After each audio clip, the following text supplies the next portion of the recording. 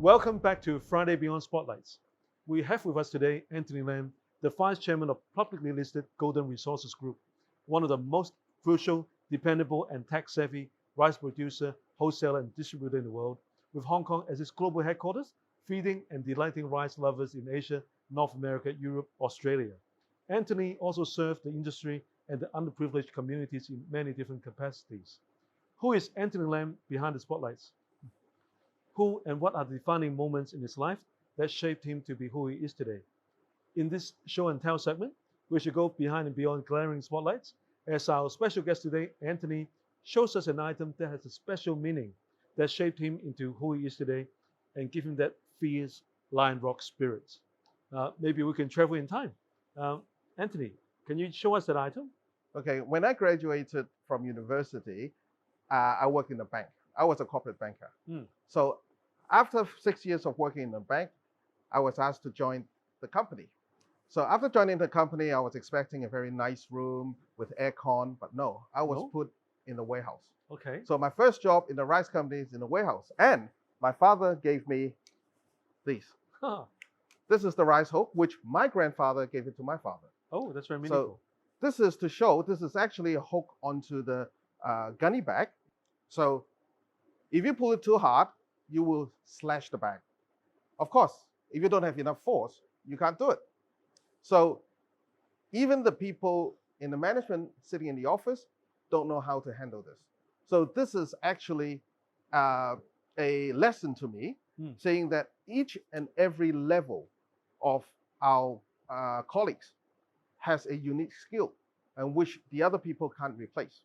So we have to appreciate each and every person in the company. This actually reflects to what the rice business is. Instead of only looking after the shareholders, we look after the stakeholders, which means eating rice with the stakeholders means all of the Hong Kong people. This is the rice spirit. So we do not, like in the bad times, we do not raise the price. We have to look after the people, make sure the people have enough to eat. In the rice business, we have the responsibility as well as the luxury of trading rice. So this is very important. So these are the things that it's put in my office and make sure that this story is told to all the new colleagues that comes into our company. May I have a look? Sure. I am hooked onto the rice culture now. Anthony, modern day people living in cities seem to be living in an age of abundance.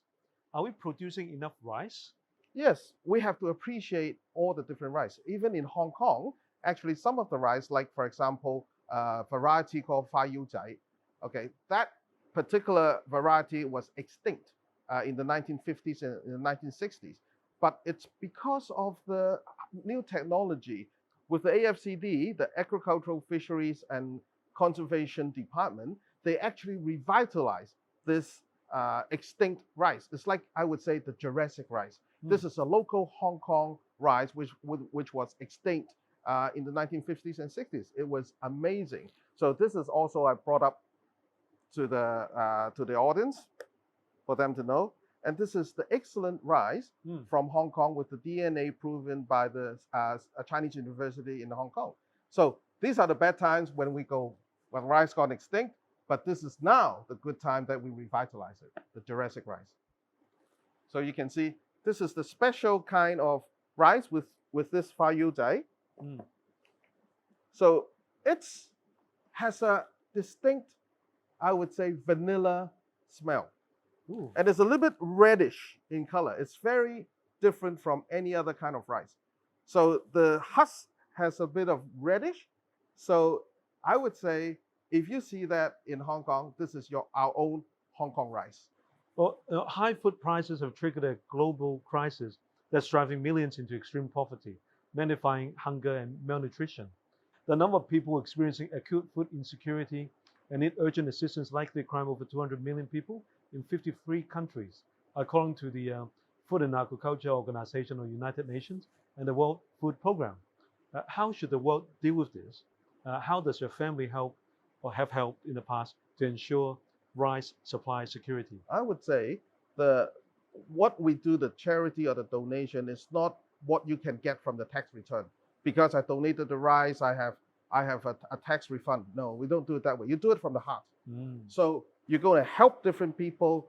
Yes, there's a lot of people in hunger around the world now with the increasing of the logistic price or the food price.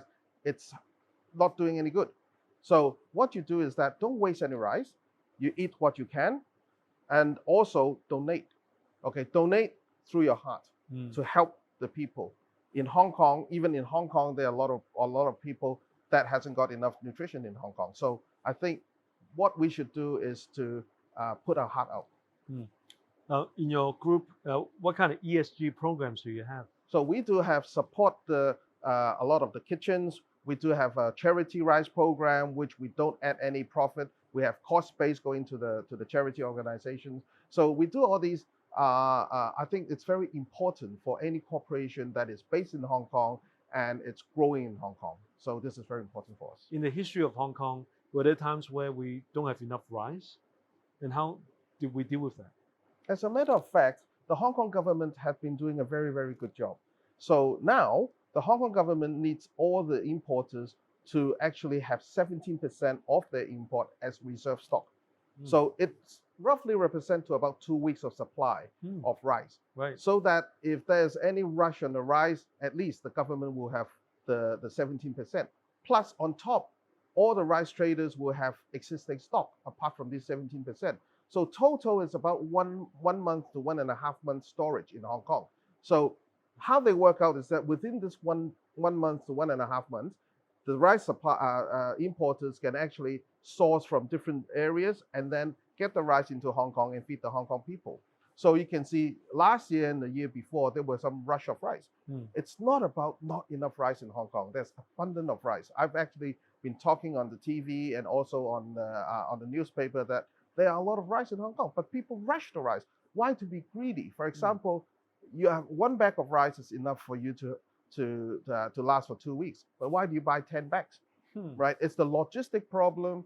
And for example, all the rice importers deliver to the supermarket, the retailers. You talk about maybe they deliver 2 times in a week.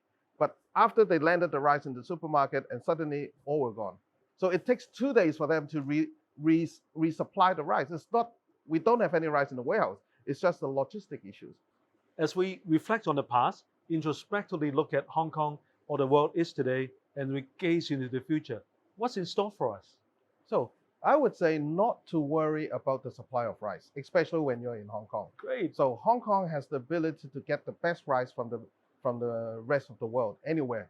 If you can get a good rice, you can realize the good rice, you can import into Hong Kong, and the Hong Kong people can eat it. But don't waste any rice. Order what you need, eat what you can, and appreciate every grain of rice that it's presented to you, and taste the rice. Thank you, Anthony. We'll now go to our rapid fire questions, where we'll go up close and personal with Anthony Lam. I will be firing some rapid fire questions at you. There will be no right or wrong answers. Can you please simply say the first thing that comes to your mind as you hear the question? Are you ready? Sure. What is your favorite rice dish? Char siu rice. Your favorite comfort food? Rice noodle. Favorite sports? Rugby.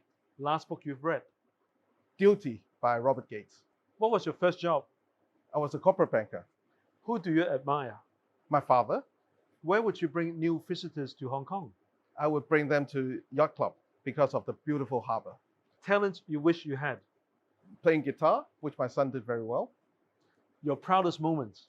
When my father said to me that you grew up just what I would like. What was the last thing you searched online? About the quantity of rice consumption. What would be the title of your autobiography? Rice, Rise, and Risk.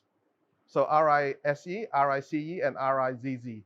What are the qualities you admire most about your parents? Hardworking, endurance, and they tolerate my shortcomings. What is your biggest fear? Boring dinner. What advice would you give to your younger self? Do it. What legacy do you wish to leave behind? So how the people think I have helped the society and helped Hong Kong and bring Hong Kong forward. How will Hong Kong look in 5 years? Hong Kong is heading towards a much brighter future. Thank you, Anthony. Can you share with us your suggestions or well wishes for Hong Kong? I think we should be positive about Hong Kong. Just put away all the negativeness. We all live in Hong Kong, whoever we are, wherever we're from, but Hong Kong is our home. So together, we're going to make Hong Kong better. Thank you, Anthony. Thank you, Nick. And thank you all for joining Friday Beyond Spotlights. Anthony, thank you for coming on Friday Beyond Spotlights. Thank you for having me, Nick. Why don't we have dinner together? Let's do that. This is my favorite dish. Ooh, rice, of course. Yes, of course. Smells so nice. Cheers. Cheers.